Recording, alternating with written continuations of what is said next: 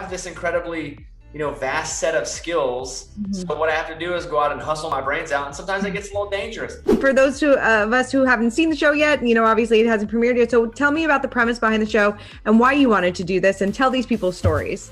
Well, the focus of the show is to show people that it's not if adversity hits, it's when it hits, how you react to it. I have a background of struggle. My early life was a lot of struggle and my background. So what I wanted to do is focus on people who have gone through or are going through struggle, but also can show you, hey, you can come out of this. All you have to do is, kind of buckle down, surround yourself with the right people, and you too can do it. And so, the part about me really challenging myself physically and trying these things is just a hook so you can laugh a little bit. It's really about the heart of humans. And, episode 1 is a guy named Mike, who is a rope access worker, which I'd never heard of, frankly, until I went and did this job. But they're the guys who, if they have to crawl under the Brooklyn Bridge and do some work, or they have to climb to the top of a skyscraper, drones can't get there, people can't get there, so they have to build rope contraptions and climb there. And so I hate heights. And so episode 1, I'm 4,000 feet over the Grand Canyon on a rope, cleaning the bottom of the sky bridge. Now, that's the hook to go, wow, that's crazy. But the real story is Mike, who had been to prison, who was in a gang, who was told he wasn't going to amount to anything before and after prison. But he found his calling, and he eliminated the bad influences from around him. And he focused, and now he's one of the best at it. And so, that's one. And as I start to think about the inspiring stories, Ralph is a guy who was serving in our military. He went overseas and a bomb went off. He lost both of his legs. And he came back and was like, what do I even do now? He literally lost his legs in a bomb explosion, like an IED. And so he had never played hockey. He's from Southern California, but he started playing the video game. He knew there was something called sled hockey. And now he represents the United States. They won a gold medal in the Paralympics. And so I went and played hockey and got beat up pretty bad playing it. But I'm learning their stories and experiencing what they do.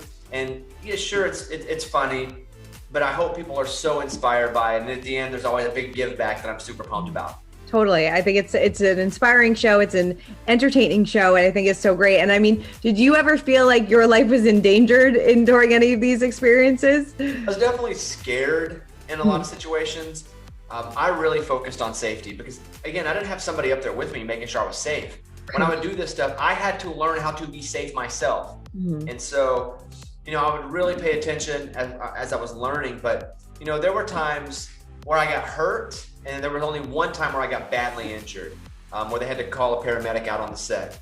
I really tried to avoid those, obviously. Obviously. But, the times that I got hurt were times I never expected or saw it coming. Like, I didn't get hurt over the Grand Canyon. I was just scared to death. I didn't get hurt when I was climbing, hundreds of feet in the air over the top of wind turbines, -20 degrees. And that's why I was scared of dying there. But it was the hockey. It was the tree climbing with the chainsaw attached to my hip that was on. That's the stuff that got me pretty bad. So it was every week was a bit different and will be a bit different, but I'm just very excited that I can now showcase these stories. Definitely. Out of all the jobs that you kind of got to experience during this time, was there ever one that you were like, oh my God, I would totally leave my career for this? No, none, zero, none. I mean, every week and every episode, I was completely uncomfortable because it wasn't always jobs, Sure, There's a guy right. named Monty, who is a whitewater kayaker. Yeah, that was cool. He was shot in the face with a shotgun.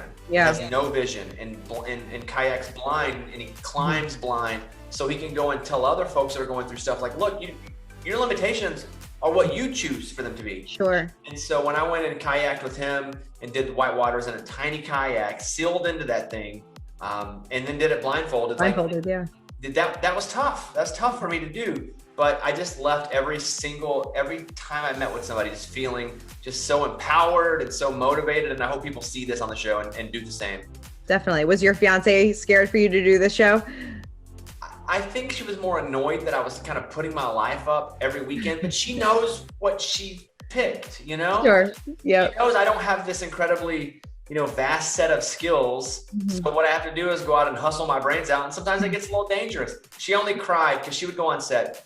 She only cried once, and it was when I was over the Grand Canyon because seemed really dangerous. And I was also freaking out, and you can see it in the episode. But for the most part, she was okay. But there were a few instances where she was genuinely concerned.